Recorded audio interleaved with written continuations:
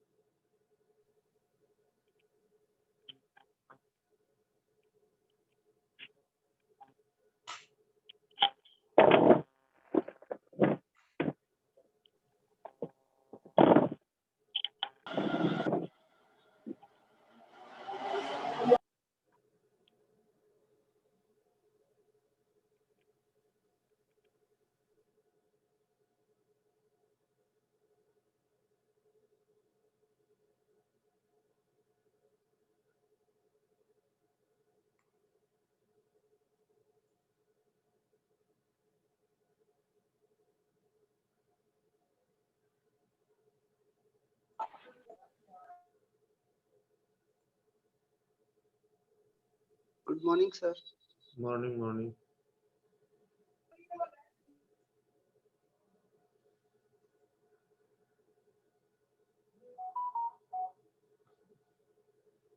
Almost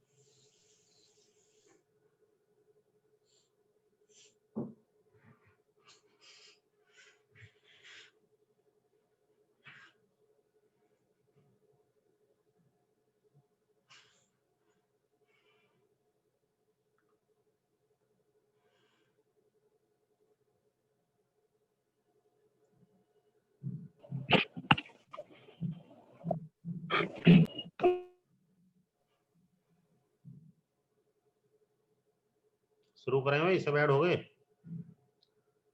लोग, बाकी तो नहीं है।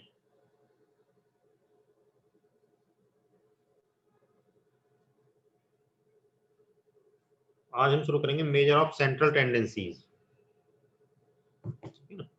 तो मेजर ऑफ सेंट्रल टेंडेंसीज का क्या मीनिंग है, कहां से कैसे शुरुआत होगी, ठीक है ना। देखिए सपोज कि ये कि हमारे पास दो क्लासेस हैं, दो स्टूडेंट हैं अलग अलग डिफरेंट क्लासेस के। अगर हमें उन्हें कंपेयर करना है तो किस तरीके से हम लोग उन चीजों को कंपेयर करेंगे, ठीक। तो ये हमें देखना हो, तो उसके लिए हम क्या करें, किस तरीके से कर सकते हैं वो सारी चीजें मींस। तो हम उसके लिए जब कंपेयर करना होगा तो कंपेयर करने के लिए मुझे कोई सिंगल वैल्यू चाहिए जो रिप्रेजेंटेशन हो, तो सिंगल वैल्यू हो। तो जो सिंगल वैल्यू रिप्रेजेंटेटिव वैल्यू जो होती है वो कहलाती है मेजर द सेंट्रल वैल्यू। भाई आपने पूरा कोई डेटा है, उस डेटा की कोई सिंगल वैल्यू निकाल ली, तो जो सिंगल वैल्यू निकाली है वो जो सिंगल रिप्रेजेंटेशन कर रही है वो सिंगल रिप्रेजेंटेशन क्या कहलाएगी, सेंट्रल वैल्यू कहलाएगी। या आप ये कह सकते हो कि मेजर ऑफ लोकेशन, जो लोकेशन है उस लोकेशन को मेजर कर पा रहे हो आप किसी वैल्यू के थ्रू। और एन एवरेज, दूसरा तीसरा क्या कह सकते हैं कि मेरे पास सपोज करो डेटा है 5 7 10 12 15, मैंने उनका एवरेज निकाल लिया, तो जो एवरेज है एवरेज कहीं ना कहीं सेंटर के आसपास आएगा। तो जब सेंटर के आसपास आएगा इसका मतलब वो वैल्यू है जो इसकी लोकेशन को बता रही है, या सेंट्रल वैल्यू है, या एवरेज है। तो हम ये कह सकते हैं कि around which the individual value of A series cluster जो भी इंडिविजुअल वैल्यू किसी सीरीज के क्लस्टर के आसपास क्लस्टर करती है वो एवरेज कहलाती है। और एवरेज को हम क्या कह सकते हैं कि दिस सेंट्रल वैल्यू और an average value enables us to get a gist of the entire mass of data. जो भी मेरे पास सारा डेटा है उस डेटा का गिस्ट हमें उसने जिस्ट एक तरीके से हम निचोड़ जिसे कह सकते हैं वो हमें वो दे देती है। And the values lie somewhere in the middle of two extreme. दो एक्सट्रीम वैल्यूज हैं आपके पास, सपोज करो एक तो मिनिमम वैल्यू एक मैक्सिमम वैल्यू है। तो जब आप एवरेज लोगे तो जो आपके पास एवरेज है जो सेंट्रल वैल्यू आएगी वो कहीं ना कहीं उनके मिड में लाई करेगी। तो वो आपके पास हमेशा क्या देगी, जो टू सेंट्रल एक्सट्रीम वैल्यूज हैं गिवन ऑब्जर्वेशंस के, तो ये देती है। तो हम एक तरीके से ये कह सकते हैं कि जो मेजर ऑफ सेंट्रल टेंडेंसीज की हम बात कर रहे हैं, मेजर ऑफ सेंट्रल टेंडेंसीज की जो डेफिनेशन दी गई first of all Croxton and Cowden ने दी थी, और उनका अकॉर्डिंग ये था कि an average value is a single value. Average value क्या है, एक सिंगल वैल्यू है। Average value is a single value within the range of the data is used to represent all the values in the series. Since the average is sometimes somewhere within the range of the data कहलाता है, क्योंकि इसीलिए हम उसे क्या कहते हैं, measure of central value कहते हैं। क्योंकि जब आप एवरेज निकालोगे तो जो आपके पास डेटा की रेंज होगी उस डेटा की रेंज के अंदर ही एवरेज आएगा, ठीक है ना। अब होता क्या है, देखिए एवरेज तो आप समझ गए होंगे। अब एवरेज के बाद दो चीजें हमारे पास आती हैं। पहली चीज आती है कि ऑब्जेक्टिव क्या है हमारा और उसकी कैरेक्टरिस्टिक्स क्या है। ऑब्जेक्टिव से मतलब क्या है कि जो भी एवरेज है वो एक स्टैटिस्टिकल मेजर है, और वो स्टैटिस्टिकल मेजर क्या करता है, वो कुछ ऑब्जेक्टिव्स को सर्व अगर हमारा करता है तब हम कह सकते हैं कि भाई इसके ऑब्जेक्टिव्स क्या हैं, कि मींस कि एवरेज फेलिसिटेट्स कंपैरिजन। जब कभी भी आपके पास अगर दो डेटा हैं और उनको कंपेयर करना है तो आप क्या करोगे, एवरेज निकाल लोगे। तो इसका मतलब जो एवरेज है हमारा पहला ऑब्जेक्टिव है, जो ऑब्जेक्टिव अपना फुलफिल करता है वो ये फुलफिल करता है कि इट मतलब जो कंपैरिजन फेलिसिटेट हमें करता है कंपैरिजन के लिए। दूसरा जो एवरेज है वो क्या करता है, average helps to get a representative value of the entire mass of data. जो है उसको एक वैल्यू जो रिप्रेजेंट कर रही है वो हमें उस वैल्यू को दे रहा है। और तीसरा ये क्या कह सकते हैं कि जब हमारे पास ये दोनों चीजें हो जाएंगी then you can take a decision, तब आप डिसीजन ले सकते हो। इसका मतलब क्या होगा कि एवरेज हमेशा helps in decision making. Average हमेशा क्या करेगा, आपको डिसीजन मेकिंग में हेल्प करता है। तो ये हमारे पास ऑब्जेक्टिव होती हैं चीजें, ठीक है ना। अब लेकिन अब दूसरी चीज ये आती है कि भाई आपने ये तो कह दिया, लेकिन कोई भी एवरेज अगर है तो उस एवरेज की कैरेक्टरिस्टिक्स क्या होनी चाहिए। कैरेक्टरिस्टिक्स से मतलब क्या है कि उसकी जो गुण मतलब जो आप कहते हो मतलब गुणवत्ता मतलब या गुण क्या होनी चाहिए। तो जो भी एवरेज है, एक तो सबसे पहले कि average should be rigidly defined, flexible नहीं होना चाहिए। फ्लेक्सिबल होगा तो वो आपको कभी भी प्रॉपर वैल्यूज नहीं दे पाएगा। तो it should be rigidly defined, it should be simple. दूसरी चीज क्या होना चाहिए कि एवरेज हमेशा ऐसा होना चाहिए, मतलब जो आप सिंपली उसे कैलकुलेट कर सको, इवेल्युएट कर सको, और इजी टू कंप्रीहेंड, और उसका जो कंप्रीहेंशन है वो आसान होना चाहिए, ठीक है। और दूसरी चीज कि जो आपके पास अगर तीसरी कैरेक्टरिस्टिक्स की मैं बात करूं इसकी, तो it's calculation should be based on the observations. जो भी ऑब्जर्वेशंस आपके पास हैं उन ऑब्जर्वेशंस के बेस पे उसकी कैलकुलेशन होनी चाहिए एवरेज की, ठीक है ना। तो सबसे पहला हमने कैरेक्टरिस्टिक्स क्या बताई कि इट शुड बी रिजिड होना चाहिए। रिजिड क्यों होना चाहिए ये आप समझ गए होंगे। दूसरा it should be a simple calculate, मतलब जो कैलकुलेशन होनी चाहिए सिंपल होनी चाहिए। और तीसरा it should be based on the observations, जो भी ऑब्जर्वेशंस हैं उन ऑब्जर्वेशंस पे ये बेस होना चाहिए, ठीक है। और फोर्थ क्या है कि it should be capable of further algebraic treatment. अगर आपने एवरेज निकाल लिया, उस एवरेज के साथ आपको आगे कुछ करना पड़ जाए तो उसकी ये कैपेबिलिटी जरूर होनी चाहिए कि it should be algebraic treatment. अगर उसके साथ आप कुछ कर रहे हो, एल्जेब्रिक ट्रीटमेंट से मतलब मेरा आप समझ गए होंगे कि इसका मतलब ये है कि जब कभी भी आप इस तरह की चीज करोगे तो आपको ये ध्यान रखना चाहिए कि good average should possesses this property, otherwise जो एवरेज होगा आपका will not be useful for the further statistical analysis, और उसकी यूटिलिटी क्या हो जाएगी, वो लिमिटेड हो जाएगी, ठीक है ना। और नेक्स्ट हम क्या कह सकते हैं कि अगर हम अगली कैरेक्टरिस्टिक्स की बात करें तो it should not be affected by the extreme values. जो भी ऑब्जर्वेशंस की आप बात कर रहे हो उन ऑब्जर्वेशंस में आपको ये देखना है कि जो आपका एवरेज है वो एक्सट्रीम वैल्यूज से अफेक्ट नहीं होना चाहिए, ठीक है ना। तो क्योंकि एवरेज आपका और जो भी ऑब्जर्वेशन है, जो भी डेटा है, सारे डेटा के ऑब्जर्वेशन के बेस पर आप एवरेज निकाल रहे हो, इसका मतलब वो एक्सट्रीम वैल्यूज से इफेक्ट नहीं होगा, ठीक है। दूसरा, अगर फ्लक्चुएट कर रहा है डेटा, मतलब डेटा में कहीं कोई फ्लक्चुएशन है, सपोज करो डेटा वेरिएबल है, तो ये हमें देखना पड़ेगा कि जो हमारा एवरेज है वो should be least affected by the fluctuation of the sample. जो सैंपल में फ्लक्चुएशन हो रही है उस फ्लक्चुएशन से वो लीस्ट इफेक्ट हो, ठीक है ना। तो हम ये कह सकते हैं कि जो हमारा अच्छा एवरेज है, अच्छे एवरेज के लिए हमारे पास क्या क्या तरीके हो सकते हैं, क्या क्या कैरेक्टरिस्टिक्स होनी चाहिए, और दूसरा क्या हमारा ऑब्जेक्टिव उसका होना चाहिए, ठीक है। अब हम चलते हैं अपने एवरेज, मतलब ये तो हमने बात करी कि भाई एवरेज क्या होना चाहिए क्या नहीं होना चाहिए।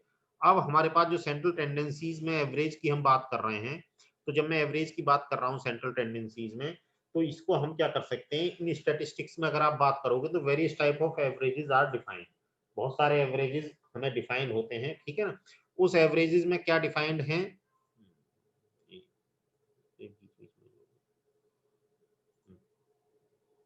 या मेजर ऑफ सेंट्रल टेंडेंसीज, तो उसमें से जो इंपॉर्टेंट एवरेज हैं, दो तरह के एवरेज हैं। एक एवरेज है हमारे मैथमेटिकल एवरेज और दूसरे हैं हमारे पोजिशनल एवरेज। मैथमेटिकल एवरेज की अगर मैं बात करूं तो मैथमेटिकल एवरेज में हमारे पास तीन तरह के एवरेजेज होते हैं, आप लोगों ने पढ़े भी होंगे, अर्थमेटिक, ज्योमेट्रिक और हार्मोनिक। और अगर मैं पोजिशनल की बात करूंगा तो पोजिशनल में हमारे पास दो होते हैं, मीडियन और मोड, ठीक है ना। तो सबसे पहले हम बात कर रहे हैं अर्थमेटिक मीन की।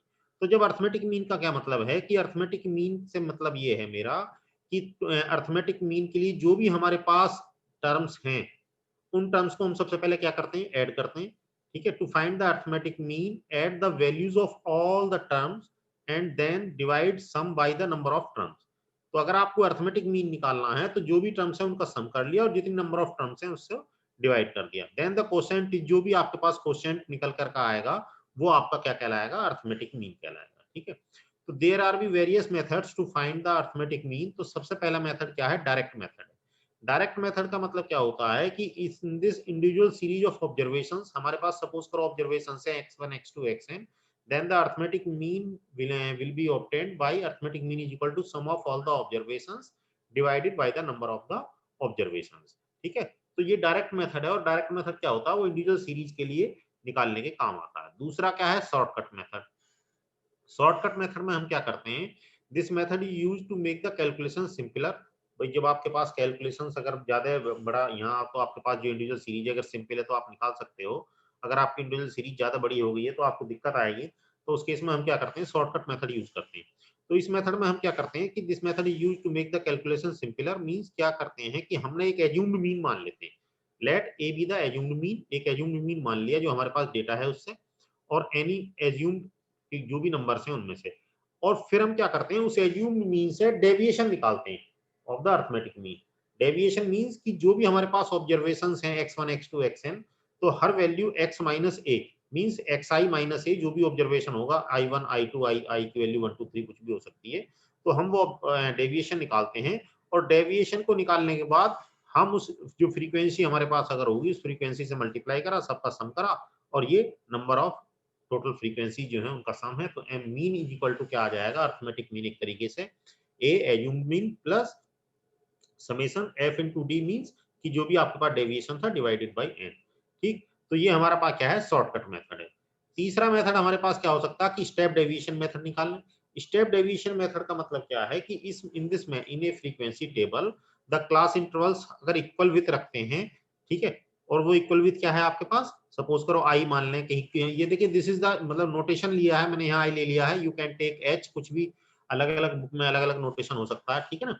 then it is convenient to use the following formula, means arithmetic mean is equal to a plus sigma f ui upon n into I, where u क्या है, u का मतलब x minus a divided by I, means class interval जो भी होगा, means length of the interval, और a क्या है आपके पास, assumed mean है। तो हमारे पास जो अर्थमेटिक मीन है उस अर्थमेटिक मीन को निकालने के हमारे पास अलग अलग तरीके हो सकते, मतलब डिफरेंट मेथड्स हो सकते हैं। तो उन डिफरेंट मेथड की अगर मैं बात कर रहा था, तो उन डिफरेंट मेथड में सबसे पहले हमने क्या निकाल लिया कि सिंपल कैलकुलेशन निकाल ली, इंडिविजुअल सीरीज या अनग्रुप डेटा अगर है। दूसरा हमने आपके पास क्या ले लिया कि शॉर्टकट मेथड यूज कर लिया। तीसरा हमने क्या कर लिया कि हमने जो फ्रीक्वेंसी भी अगर है तो स्टेप डेविएशन मेथड भी हम यूज कर सकते हैं, ठीक है ना। तो ये हम इस तरीके से डिफरेंट मेथड्स इसमें यूज कर सकते हैं to find the arithmetic mean. अब आपके पास जो फ्रीक्वेंसी हो सकती है वो फ्रीक्वेंसी डिस्क्रीट भी हो सकती है, वो फ्रीक्वेंसी आपकी कंटिन्यूस भी हो सकती है, ठीक है ना। तो ये आपको देखना पड़ेगा। स्टेप डेविएशन मेथड मींस जो हमारे पास स्टेप डेविएशन मेथड में हमने क्या किया स्टेप डेविएशन मेथड में हमने ले लिया assumed mean plus a into sigma f into you की वैल्यू आपको पता कैसे निकालनी, मैंने लिख दिया है नीचे, into length of the interval, ठीक है ना। तो इस तरीके से हम ये अरिथमेटिक मीन निकाल सकते हैं। अगर आपके पास कंटीन्यूअस फ्रीक्वेंसी डिस्ट्रीब्यूशन आ जाएगा तब भी आपको कोई प्रॉब्लम नहीं है, ठीक है ना। सपोज करो अब ये कोई एग्जांपल मैंने ले लिया, कंप्यूट द अरिथमेटिक मीन, ये कोई एग्जांपल है, इसकी क्लास ये दे रखी है, इसकी फ्रीक्वेंसी ये दे रखी है, ठीक है, दिस इज द क्लास, ठीक। मिड वैल्यू निकाल ली क्लास की, क्या करेंगे, lower limit plus upper limit divided by 2। तो हमने देखा कि ये आपके पास इक्वल साइज आ रहा है सब में, 25, 35, 45, 55, 65। दिस इज द फ्रीक्वेंसी जो थी, f इंटू एक्स निकाला तो सिग्मा एफ एक्स। तो एक तो डायरेक्ट मेथड क्या हो गया, m is equal to sigma F X divided by N निकाल लिया। अगर आप डी डेविएशन निकालते हो तो क्या कर दिया, x माइनस ए का मतलब क्या है कि जो आपके पास ये वैल्यूज हैं इनमें से किसी भी वैल्यू को आप ए मान लें, एज्यूम मीन मान सकते हैं, एज्यूम मीन आपकी चॉइस पर डिपेंड करेगा। तो मतलब जनरली लोग क्या करते हैं कि मिड वैल्यू को मान लेते हैं, ठीक है ना। तो ये हमने डेविएशन निकाल लिया और एफ इंटू डी कर दिया तो हमारे पास ये आ गया।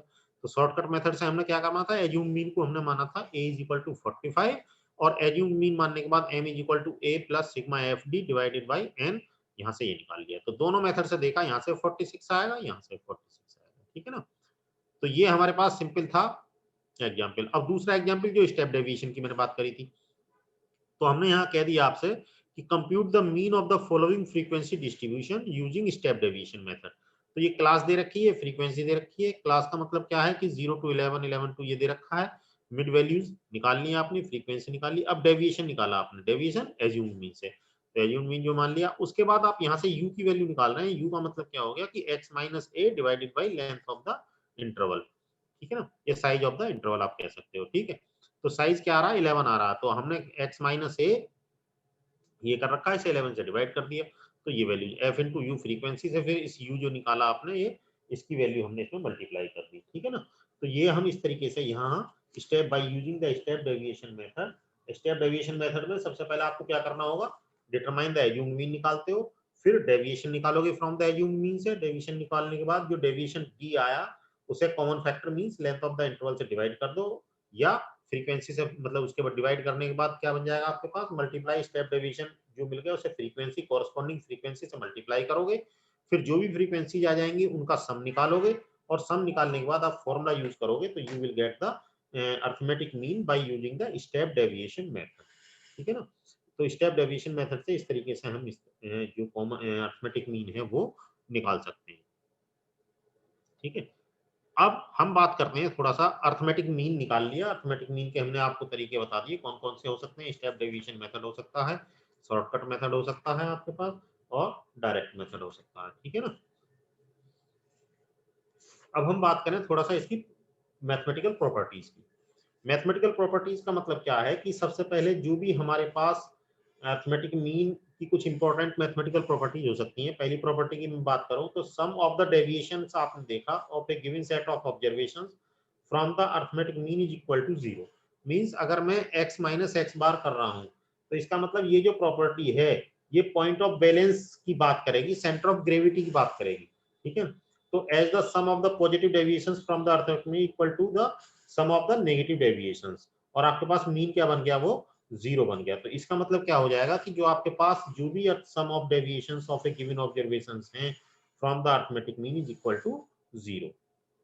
दूसरा, अगर मैं ये कहता हूं कि the sum of squares of the deviations, कि डेविएशंस के अगर मैं स्क्वायर की बात करूंगा, डेविएशंस के स्क्वायर की बात करता हूं तो इसका मतलब क्या है कि the sum of the squares of deviation of a set of observations from the arithmetic mean is minimum. वो क्या होना चाहिए, मिनिमम होना चाहिए, ठीक है। तो ये आपको ये ध्यान रखना है कि वो चीजें क्या होंगी, आपकी मिनिमम होंगी।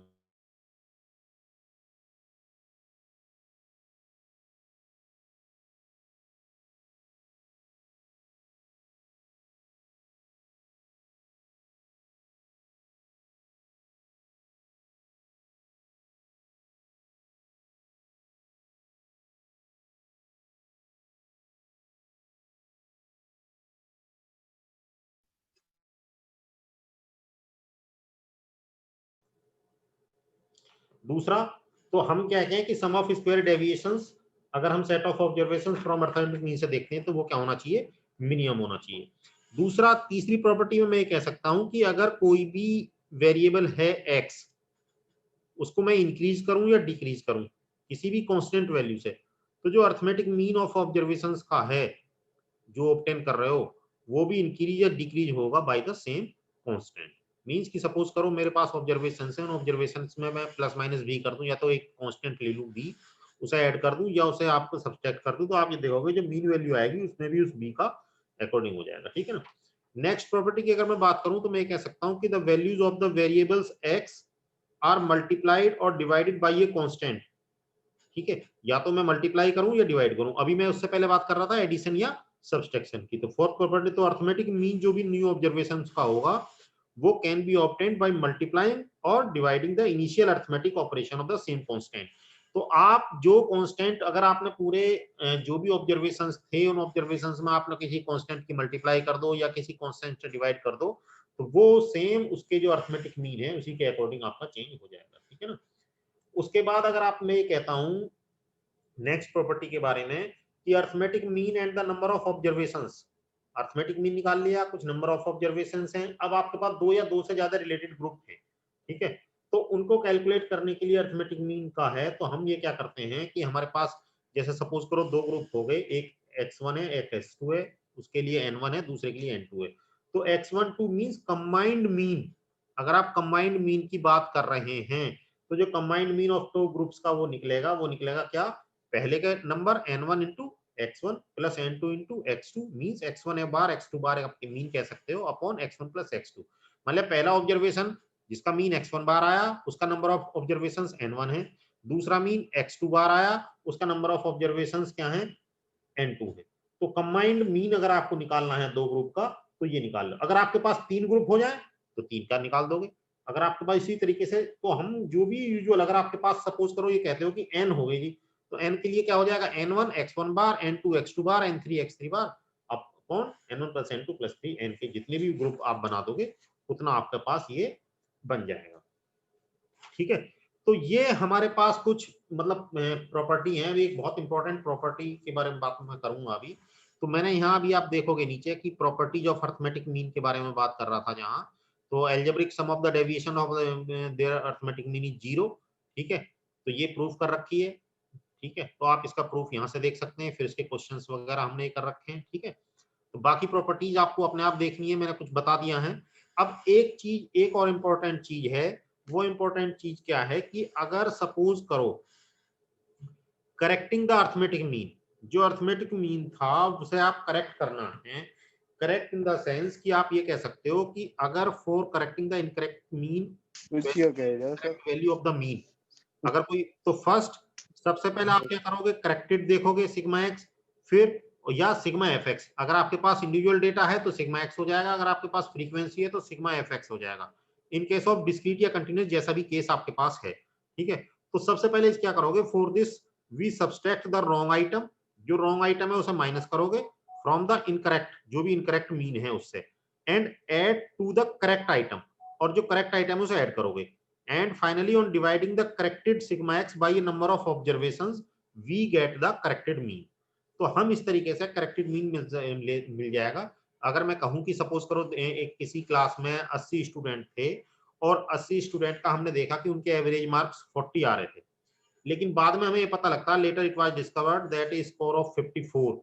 एक बच्चे का जो 54 स्कोर था वो मिसरीड हो गया एज 84। तब फाइंड द करेक्टेड मीन। तो मैंने क्या कर रखा था n इज इक्वल टू आपके पास 80 मान लिया और x bar is equal to 40 है, तो यहां से आपने निकाल लिया सिग्मा x। सिग्मा x क्या हो गया आपके पास n इंटू एक्स बार 3200 हो जाएगा 80 इंटू 40। अब आपके पास जो सिग्मा करेक्ट सिग्मा x निकालना है, तो इनकरेक्ट क्या है 3200, उसमें से मिस्ड ऑब्जर्वेशन क्या था 84, उसे माइनस करेंगे और करेक्ट ऑब्जर्वेशन क्या था 54 कर दिया, जो वैल्यू आई उसे n से डिवाइड कर दिया, तो ये आपके पास करेक्टेड मीन आ जाएगा इस तरीके से। तो so we can find the corrected mean, इस तरीके से हम करेक्टेड मीन निकाल सकते हैं। ठीक है ना। अब नेक्स्ट हम मैं तो तीन ही चीजें आपको इसके अगर मेरिट डिमेरिट की बात करें तो एक वेटेड अर्थमेटिक मीन होता है। वेटेड अर्थमेटिक मीन आप लोग जानते होंगे कि वेटेड कि जो भी हमारे पास ऑब्जर्वेशंस हैं अगर उन्हें कुछ वेट दे रखा है तो sigma W X upon sigma W mean कि जो वेटेड अर्थमेटिक मीन निकल जाएगा, weight attach to the values of the variables और एक्स आपके पास क्या है वेरिएबल्स है। ठीक है, तो इस तरीके से निकाल सकते हैं। अगर मेरिट डीमेरिट की बात करेंगे हम अर्थमेटिक मीन की, या तो मेरिट का मतलब क्या है कि सिंपल है, to understand and easy to calculate, it is rigidly defined, so its value is always definite होगी, ठीक है। Its computation is based on all the observations, तो सबसे करेक्ट बढ़िया मेरिट इसकी यही है कि भाई सारे ऑब्जर्वेशन पर बेस्ड होता। It is also capable of being handled algebraically, आप जानते हो कि एल्जेब्रिकली इसको हैंडल कर सकते हैं। It's value is least affected by the fluctuating of the sample, sample की फ्लक्चुएशन से इसकी वैल्यू का कोई ज्यादा इफेक्ट नहीं आता है, तो ठीक है ना। तो ये हमारे पास इसकी मेरिट्स हो सकती है। वेटेड मीन क्या होता है ये भी मैंने आपको बता दिया। अब दूसरी चीज आते हैं मीडियन। मीडियन का क्या मतलब है भाई? मीडियन का मतलब जो हम बात कर रहे हैं पोजिशनल एवरेज की, तो पोजिशनल एवरेज का मतलब क्या हो गया कि the median is defined as the measure of the central term, ठीक है। when the given term that is the values of the variables, सबसे पहले आपको क्या करना पड़ेगा, जो भी वेरिएबल्स हैं उन वेरिएबल्स को अरेंज करना पड़ेगा असेंडिंग या डिसेंडिंग ऑर्डर में, ठीक है ना। या तो आप उन्हें असेंडिंग ऑर्डर में अरेंज करिए या उन्हें आप डिसेंडिंग ऑर्डर में अरेंज करिए, ठीक है ना, order of magnitudes. And in other words the median is a value of the variate for which the total number of frequencies above this is value is equal to the total number of the frequencies below this value। तो median का मतलब क्या है, तो corner के according अगर हम देखें कि डेफिनेशन मीडियन की क्या थी, तो कॉर्नर के अकॉर्डिंग ये थी कि द मीडियन क्या है कि median is the value of the variable which divides the group into two equal parts, ठीक है। one part comprising all the values greater and the other part is comprising all the values less than the median, ठीक। तो हम ये कह सकते हैं कि जो भी हमारे पास मीडियन है, जो वैल्यूज हम बात कर रहे हैं मिड की वैल्यू की बात कर रहे हैं, तो वो कंप्रोमाइज कराएगा जो वैल्यूज उससे ग्रेटर है, जो वैल्यूज उससे लेस है, ठीक है। तो अगर मैं ये कहूं कि for example marks obtained by कोई 7 स्टूडेंट्स हैं इन स्टैटिस्टिक्स पेपर में, उनके मार्क्स आए एंड द मैक्सिमम मार्क्स आप देख रहे हो कितने हैं, and the maximum marks being 50, then the median is 32 since it's the value of the fourth term. Fourth term के आप देखो ना 32 नंबर हैं इसके, ठीक है, एंड फर्स्ट सेकंड में लेस देन द वैल्यूज 32 से कम आ रहे हैं इसके और ये 32 से ऊपर आ रहे हैं, ठीक है। तो ये हम इस तरीके से ये कर सकते हैं। अब जब कंप्यूटेशन की बात आएगी तो कंप्यूटेशन में भी हम क्या देखते हैं कि कंप्यूटेशन जब हम कभी भी अर्थमेटिक इसका मीडियन का कंप्यूटेशन की बात करेंगे तो सबसे पहले इंडिविजुअल सीरीज की बात करते हैं। तो इंडिविजुअल सीरीज में हम क्या करते हैं कि इंडिविजुअल सीरीज में let n be the number of the values, number of values of a variate, total number of frequency. First of all we write the values of the variates in ascending और descending order में magnitude। अब descending और ascending order में लिखने के बाद आप ये देखेंगे कि there are two cases, one case is कि if n is odd, या तो n odd हो जाएगा, या if n is even, ठीक है।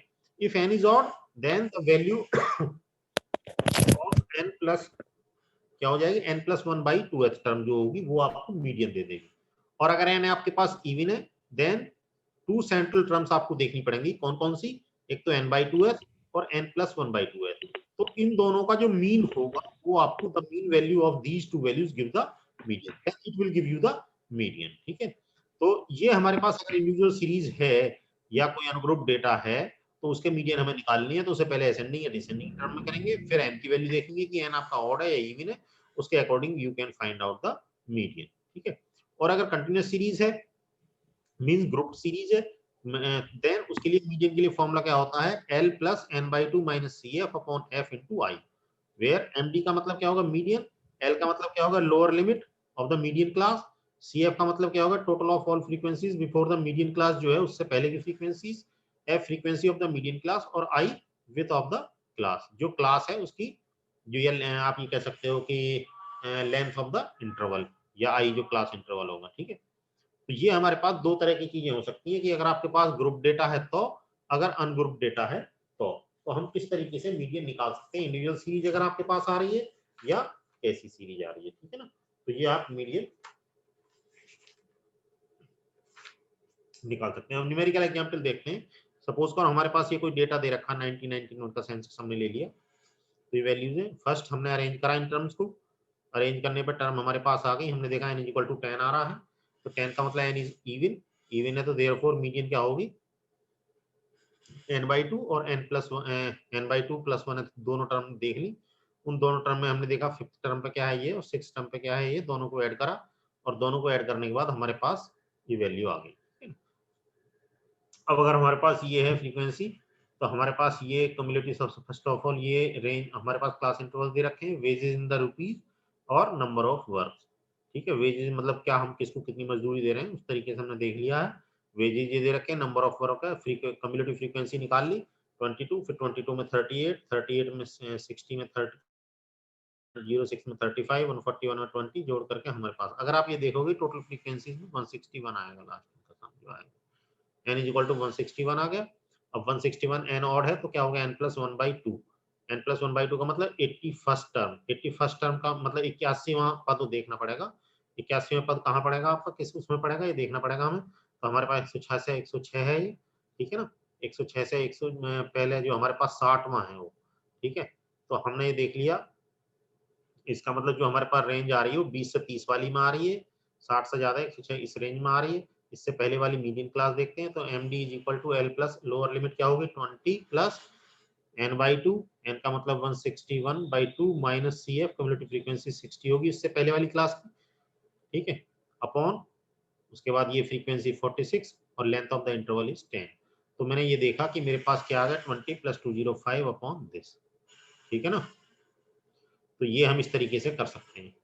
मेरी आवाज आ रही है भी आप लोगों को? Yes sir. मेरी आवाज आ रही है ना? अब देखो एक क्वेश्चन दिख रहा है सामने, इस क्वेश्चन को करो और इसका आंसर बताओ फटाफट। Find the median of the following frequency distribution. Marks दे रखे हैं, नंबर ऑफ स्टूडेंट्स दे रखे हैं। 5 मिनट का टाइम है, 5 मिनट दे रहा हूं इस क्वेश्चन के लिए, ठीक है। 4 और 2 6 वैल्यूज हैं, मार्क्स हैं लेस देन 10 लेस देन 20। तो इनके लिए पहले आपको क्लास इंटरवल बनाना है, इस तरीके से बनाओगे, और फ्रीक्वेंसी दे रखी है। करिए भाई जल्दी, कॉपी पेन तो सबके पास होगी ना? अरे आवाज आ रही है भाई, कहाँ यस बोलूंगे सर। जल्दी। सुनील जी आ, आवाज जी आ रही है? जी आ रही है सर। हाँ तो इस क्वेश्चन करिए जो स्क्रीन पे दिख रहा है, example 3।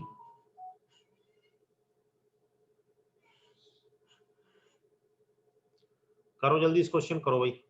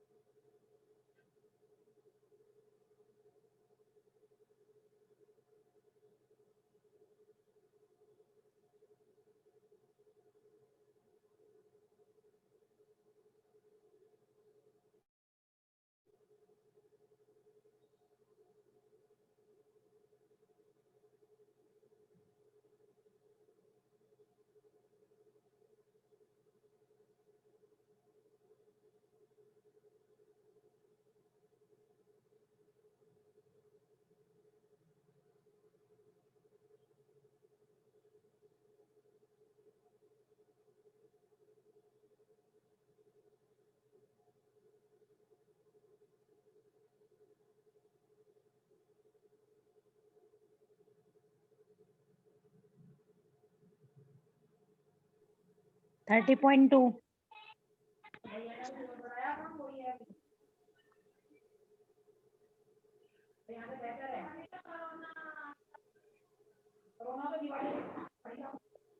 Thirty point two sir.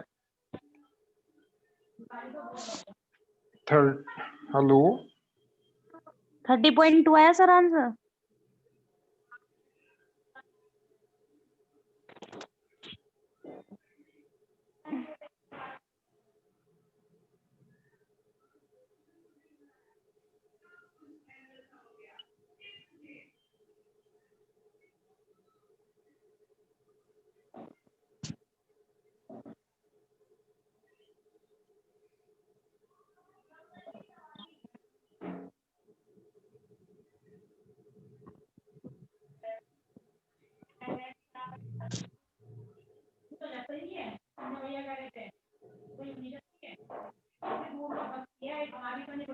Hello 30 plus 25 upon 24. सही है क्या? सही है, यही आ रहा सर 31.04।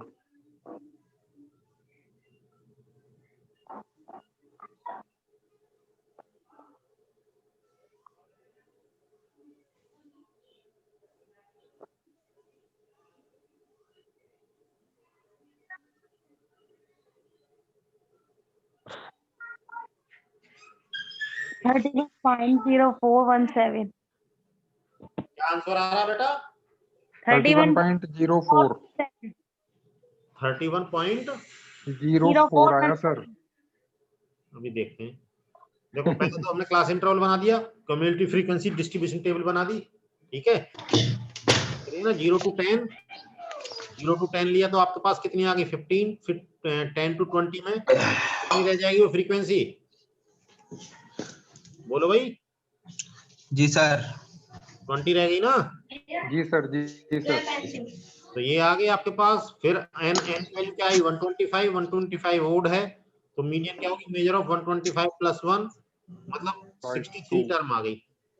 63 टर्म आपके पास किस में लाई कर रही है? 30 से 40 वाली में, ठीक है। जी जी 30 जी। से 40 वाली में लाई कर रही है तो उसके बाद हमने फॉर्मूला लगा दिया इसमें, तो 31.04 आ गई, ठीक है। यही आया ना आंसर? जी सर। ठीक है चलिए अब सर हम इसमें इसके कई बाद बार, हैं, हाँ बोलिए। जी सर, सर इसमें कई बार हम n/2 कर लेते हैं ना, जहाँ सर क्लास इंटरवल देते हैं डायरेक्ट। कैलकुलेशन में किया अभी सर इसमें। नहीं समझा नहीं मैं क्या कह रहा हूँ आप। नहीं सर, जैसा हमने n+1/2 किया। हाँ n+1/2 का मतलब अगर n, देखिए दो चीजें हैं कि n ओड हो सकता है, इवन हो सकता है। अगर n इवन है तब तो कोई प्रॉब्लम नहीं है, n/2 आ जाएगा, ठीक है ना। जी सर। अब हम अगर आपने कहा कि n अगर ऑड है तो हम क्या करते हैं कि भाई n ऑड है तो ये ऑड के लिए हमने देख लिया कि हमारे पास 125 प्लस 1 मींस 126 हो गया, तो 63 टर्म आ गई। तो 63 वाली टर्म कहाँ लाई कर रही होगी? 60 से तो ज्यादा है और 84 से कम है। वो तो हो गया सर क्लियर। हाँ जैसा क्लास इंटरवल वाला, यदि सर ये क्लास इंटरवल वाला क्वेश्चन ना होता हाँ तो फिर तो वहाँ 63 ये n+1/2 करके हम इसको ढूंढते हाँ नहीं 63rd अगर वाली टर्म। देखो दो चीजें हैं। अब मैंने ऊपर जो सबसे पहला एग्जांपल लिया था वो सबसे पहले एग्जांपल में हमने यही देखा था कि अगर डेटा आपके पास अनग्रुप्ड है, जी सर। ठीक है ना, डिस्क्रीट डेटा है, तो वहां तो कुछ यही प्रॉब्लम नहीं है। अगर आपके पास डेटा कंटिन्यूअस है या क्लास इंटरवल की फॉर्म में है जी जी तरीके से, सर। तब आपको ये फॉर्मूला अप्लाई करना है, मीडियन इज जी इक्वल टू n+n/2 - cf अपॉन f into y, जी जी सर। ओके। ठीक है ना। जी सर, थैंक यू। अरे आवाज कहाँ से आ रही है पीछे से? ठीक ठीक है।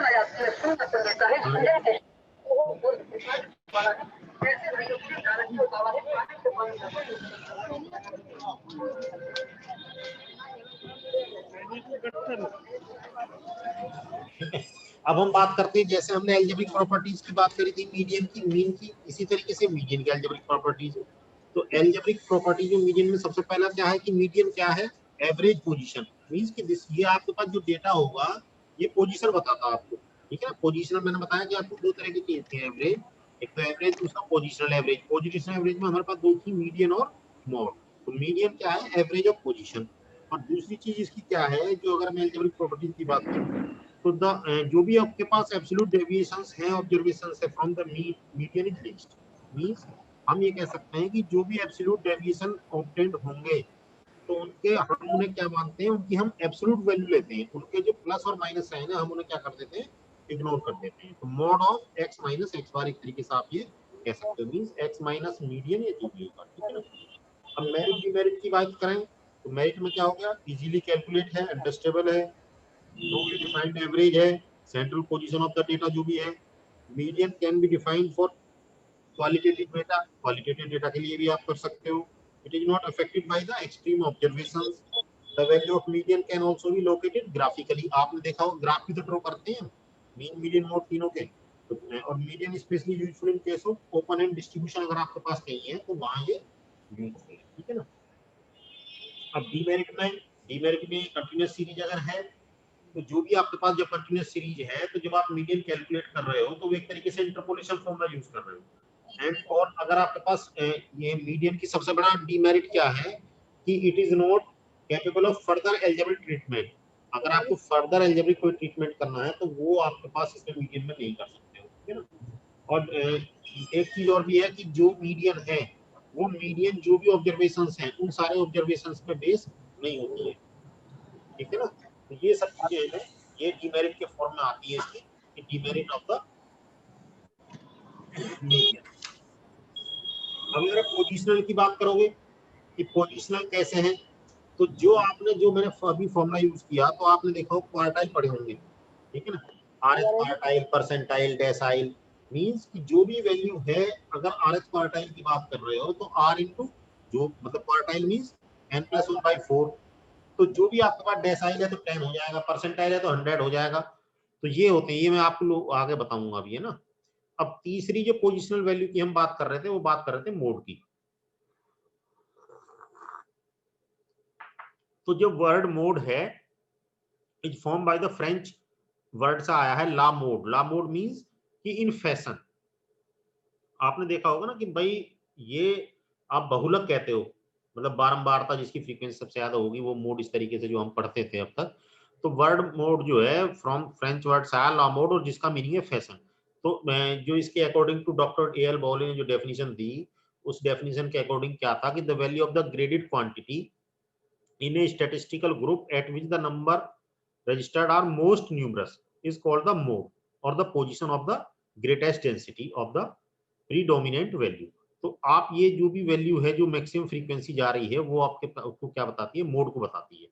तो या दूसरा, अगर बहुत सारे स्टैटिस्टिशियंस ने कहा कि the value of the variable which occurs most frequently in the distribution is called mode. और further we can say कि the mode of a distribution is the value around the item tends to the most heavily concentrated।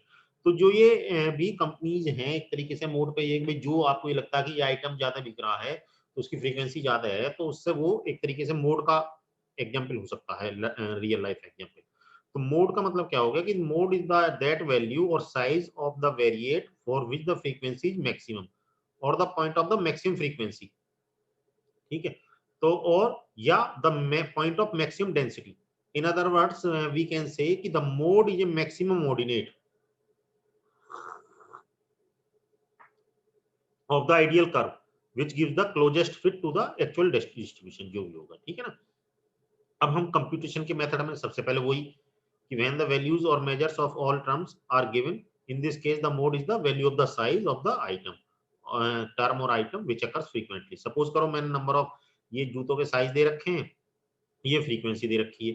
तो frequency का मतलब ये है कि भाई आपके पास देखो कि सबसे ज्यादा फ्रीक्वेंसी किसकी आ रही है, 3 नंबर की है। इसका मतलब 6 नंबर का जूता जो मॉडल साइज का है, मॉडल साइज क्या हो गया, 6 हो गया उसका, ठीक है। तो मैक्सिमम फ्रीक्वेंसी 3 है, तो इसका मतलब इसकी जो मॉडल साइज हो गया वो 3 हो गया। तो ये तो अनग्रुप्ड या अनग्रुप्ड डेटा या डिस्क्रीट डेटा अगर आपके पास हो, ठीक है। अगर आपके पास कोई कंटिन्यूअस फ्रीक्वेंसी डिस्ट्रीब्यूशन है तो in continuous frequency distribution the computation of mode is done by the following formula, means mode is equal to L plus f1 minus f0 upon 2f1 minus f0 minus f2 into I, where L का मतलब क्या होगा, lower limit of the class, f1 का मतलब frequency of the modal class जिसका mode, f0 frequency of the class just preceding the modal class, और f2 का मतलब frequency of the class just succeeding the modal class, और I का मतलब क्या होगा, क्लास इंटरवल। तो ये फॉर्मूला हम यूज करते हैं, ठीक है ना। तो एग्जांपल हम देख सकते हैं कि हमारे पास कोई एग्जांपल दे रखा, compute the mode of the following distribution, maximum frequency हमारे पास दे रखी है, हमने इसकी निकालें तो मोड इज इक्वल टू क्या होगा, एल प्लस f1 माइनस सबसे पहले देखो हमने कि मैक्सिमम फ्रीक्वेंसी 72 है, 72 मैक्सिमम फ्रीक्वेंसी हो गई, इंटरवल कौन सा बन गया 21 से 28, ठीक है, ये मॉडल क्लास हो गई। तो लोअर लिमिट क्या होगी, एल इज इक्वल टू 21, इससे पहले की f0 36, f1 51 और i इज इक्वल टू 1 2 3 4 5 6 7 7 की वैल्यू। तो फॉर्मूला लगा दिया और फॉर्मूला लगाने के बाद हमारे पास जो मॉडल क्लास वो 25.103, 25 पॉइंट में इससे ज्यादा है और इससे कम। इस तरीके से हम अगर आपके पास कंटिन्यूअस फ्रीक्वेंसी है तो हम ये निकाल सकते हैं।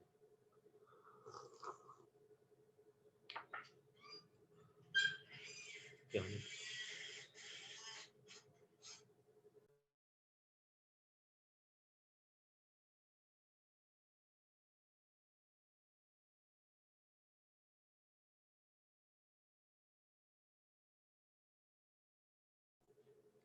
तो method of determining mode by method of grouping frequency means कि this method is usually applied in case when there are two maximum frequencies. अभी तक तो देखिए हमारे पास यहाँ सिंगल मैक्सिमम फ्रीक्वेंसी थी तो कोई प्रॉब्लम नहीं थी, 72 से आपने निकाल लिया। लेकिन अगर कोई क्लास ऐसी आ जाए कि उसमें दो maximum frequency against two different size of items, then what will you do? तो उसके लिए हमारे पास एक मेथड है, and this method is also applied in the cases when it is possible that the effect of the neighboring frequency on the size of the item maximum frequency may be greater. तो इस method के लिए हम क्या करते हैं, इसके लिए कुछ स्टेप्स हैं। The method is first, the items are arranged in ascending और descending order and the corresponding frequencies are written against them. सबसे पहले हम उन्हें असेंडिंग या डिसेंडिंग ऑर्डर में करेंगे, उसकी फ्रीक्वेंसीज को उनके अगेंस्ट लिखेंगे, ठीक है। The frequencies are then grouped into two, and पहले हम फ्रीक्वेंसी को दो दो के ग्रुप में करेंगे, फिर तीन तीन के में करेंगे, फिर चार चार के में करेंगे इफ नेसेसरी, अगर जरूरत पड़ेगी तब। अगर उससे पहले हो जाता सॉल्यूशन आ जाता तो नहीं करेंगे, ठीक है ना। तो in the first stage grouping, then they are grouped, that is frequencies are added by taking first and second, third and fourth and so on. After it the frequencies are added in threes, ठीक है। The frequencies are added in the two ways, पहला first and second, third and fourth, fifth and sixth, ये seventh है, या second third fourth fifth, हम पहले को छोड़ दिया हमने, ठीक है ना। या फर्स्ट सेकंड थर्ड तीन तीन अगर करेंगे, फोर्थ फिफ्थ सिक्स्थ, या सेकंड थर्ड फोर्थ इस तरीके से, या थर्ड फोर्थ फिफ्थ। जब तीसरी पहुंचेंगे तो पहली दो को छोड़ सकते हैं, ठीक है। Now the items with the maximum frequency are selected and then the item which contains the maximum frequency is called the mode. तो हम जैसे पहले एग्जांपल में हमने देखा था वहां से हम इसे कर सकते हैं। अब लेकिन अब कंप्यूटर हमारे पास एक डिस्ट्रीब्यूशन दे रखा है, डिस्ट्रीब्यूशन में साइज ऑफ आइटम्स ये है और फ्रीक्वेंसी ये दे रखी है। साइज ऑफ आइटम्स, तो हम इसका सॉल्यूशन निकालते हैं। मैक्सिमम हमारे पास 4 4 8 1 2 3 4 5 6 7 8 9 10, ठीक है। तो हम ये देख रहे हैं कि from the given observation the size 11 has the maximum frequency 15, but it's possible that the effect of the neighboring frequency on the size of the item may be greater. thus frequency size 10 और 12 की अगर हम बात करूंगा, 10 और 12 may be greater than 11 and not remain. तो हमने क्या करा, साइज ऑफ द आइटम्स देख लिए, 4 5 6 7 8 ये 9 10 11 12 13, ठीक। पहले हमने इनकी फ्रीक्वेंसी देख लिख ली ये, ठीक। अब मैंने जोड़ना शुरू करा, 2 और 5 7, 8 और 9 17, 12 14 26, 14 15 29, 11 13 24, ठीक। फिर उसके बाद नेक्स्ट में पहुंचे हम, तो सेकंड 8 और 5 13, 12 और 9 21, 14 12 14 14 28, 15 11 26 को छूट गई, ठीक है। फिर आगे चले हम, फिर इसमें क्या हो गया आपके पास,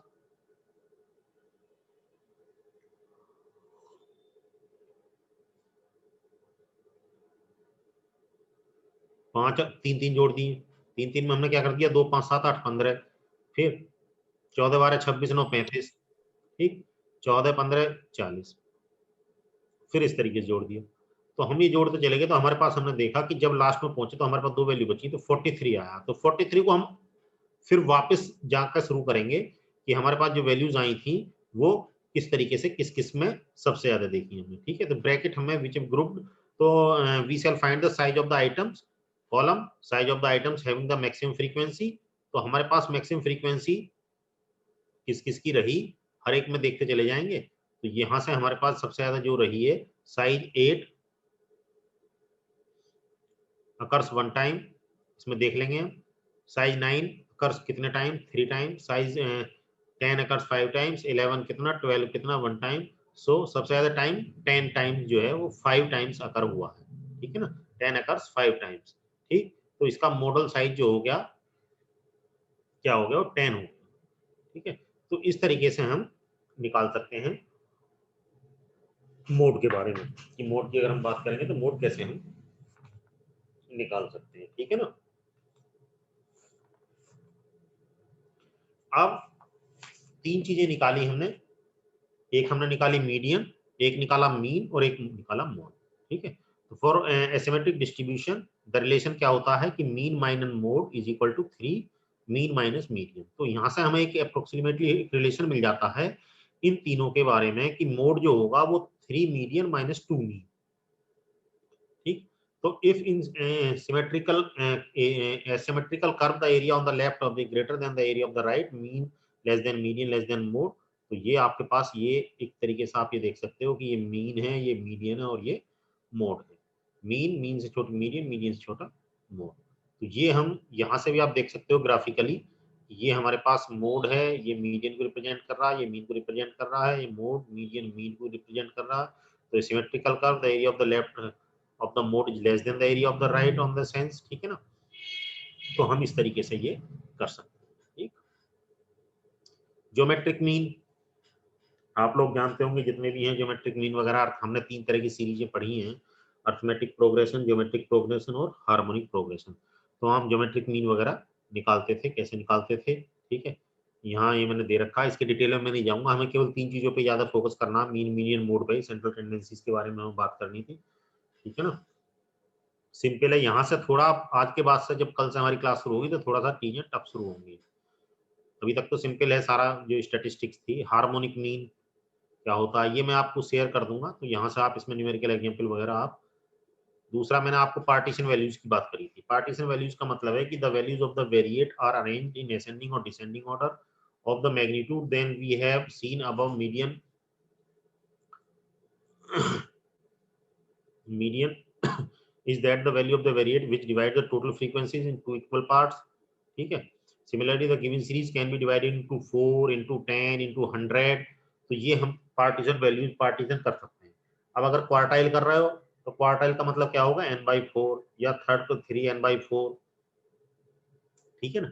डेसाइल कर रहे हो तो डेसाइल में क्या होगा, ये सारी की सारी चीजें जो पार्टीशन वैल्यूज की हम बात करते हैं ये मीडियन के साथ में होगा, ठीक है ना। मीडियन में क्वार्टाइल आ सकता है, डेसाइल, डेसाइल का मतलब 10 हो गया, ठीक है, परसेंटाइल का मतलब 100 हो गया। तो हमारे पास अगर मुझे कुछ करना है, जैसे कोई क्वेश्चन दे रखा है, फॉर्मूला वही है मीडियन वाला ही, केवल परसेंटाइल या डेसाइल या क्वार्टाइल जो हमने किया। अगर compute the lower and upper quartile या 4th decyl and 70th percentile इस डिस्ट्रीब्यूशन में निकालनी है, तो वो फ्रीक्वेंसी मेरे पास दे रखी है, इसकी फ्रीक्वेंसी निकाल ली, वो फॉर्मूला क्वार्टाइल है 4 कर दिया। हाँ बोलिए सर, एक छोटा सा डाउट है। हाँ बताइए सर, ये जो वैल्यू सी है वो कौन सी वाली होती है?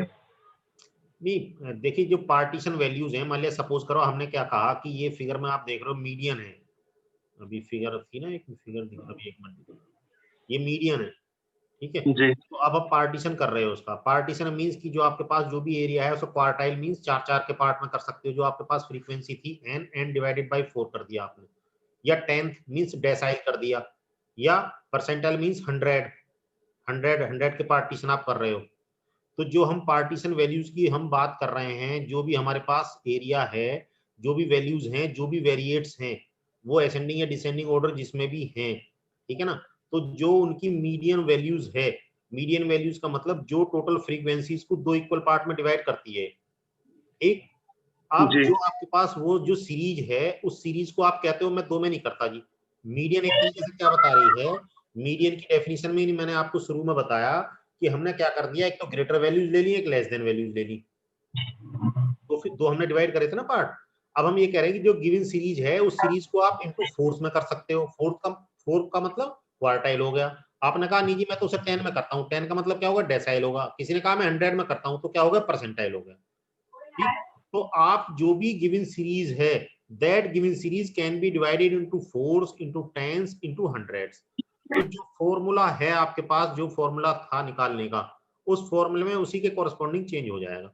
तो जो वैल्यूज आपको मिली हैं वेरिएट की, divided into 4 equal parts are called quartile. अगर आपने पार में मतलब 4 पार्ट में किया, आपने कहा 10 में, तो क्या होगा, 10 इक्वल पार्ट्स का मतलब डेसाइल हो गया, 100 इक्वल पार्ट्स का मतलब क्या हो गया, परसेंटाइल हो गया।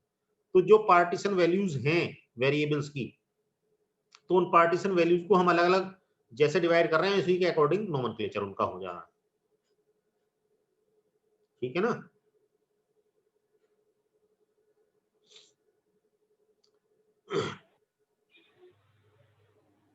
तो ये फॉर्मूले, अब जैसे Q1 या Q3 का मतलब आपने क्या कर दिया, थर्ड 3/4 पहुंच गए आप। मींस कि जो आपने कहा कि लोअर क्वार्टाइल और फर्स्ट क्वार्टाइल तो डिवाइड कर दिया इनटू फ्रीक्वेंसी। अब उसके बाद आपने जो रिमेनिंग लोएस्ट वैल्यू है उसको फिर 2 इक्वल में कर दिया। तो 2 इक्वल में करते ही क्या हो गया, वो अपर क्वार्टाइल मींस थर्ड क्वार्टाइल बन गया, वो Q3 बन गया। मींस कि आप क्या कर रहे हो, जो पार्टीशन पहले तो आपके पास 2 पार्टीशन में करा, 2 में से एक अपर हो गया, एक लोअर, लोअर वाले को फिर आपने कर दिया, तो लोअर वाले करते आपके पास Q3 क्या बन गया, 3/4n बन गया। ठीक है ना। तो ये परसेंटाइल है, ये क्वेश्चंस दे रखे हैं इसके, ये करके देखिएगा। ठीक है, फिर इससे आगे हम शुरू करेंगे। अब किसी का और कोई डाउट हो तो आप पूछ सकते हो मुझसे।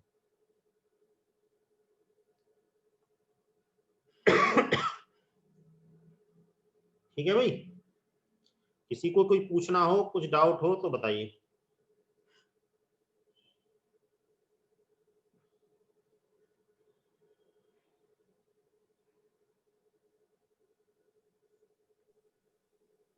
सर नमस्ते। नमस्ते। हाँ जी अक्षय कुमार। सर क्लास का टाइम थोड़ा जल्दी भेज दिया करो। क्यों, कहीं बाहर जाते हो क्या? अब जब पूरा टाइम हाँ सर। टाइम इसी काम के लिए तो हो, पढ़ने के लिए ही। हाँ सर, पर व्हाट्सएप जैसे आज सर 11:40 के आसपास आया था मैसेज, अरे कल संडे उसके था, बाद सर आज तो व्हाट्सएप भाई नहीं खोला। होता क्या है कि जब मैं चलने लगा तभी फोन आया, बोले मीटिंग है जी। थोड़ी दिक्कतें बहुत सारी हैं, नहीं वो मैं जैसे कल की क्लास का टाइम आज ही भेज के जाऊंगा अभी। ठीक है ना। हाँ सर, मतलब अभी भेज दिया करो, 2 गैप रखा करो सर थोड़ा उसमें। कल संडे हो गया ना इसलिए ठीक है सर। वो रहा। चलो ठीक है भाई, करें बंद। किसी को और कुछ पूछना तो नहीं? ठीक है सर, थैंक यू। ठीक है जी, नमस्ते सर। नमस्ते सर। नमस्ते सर। नमस्ते जी।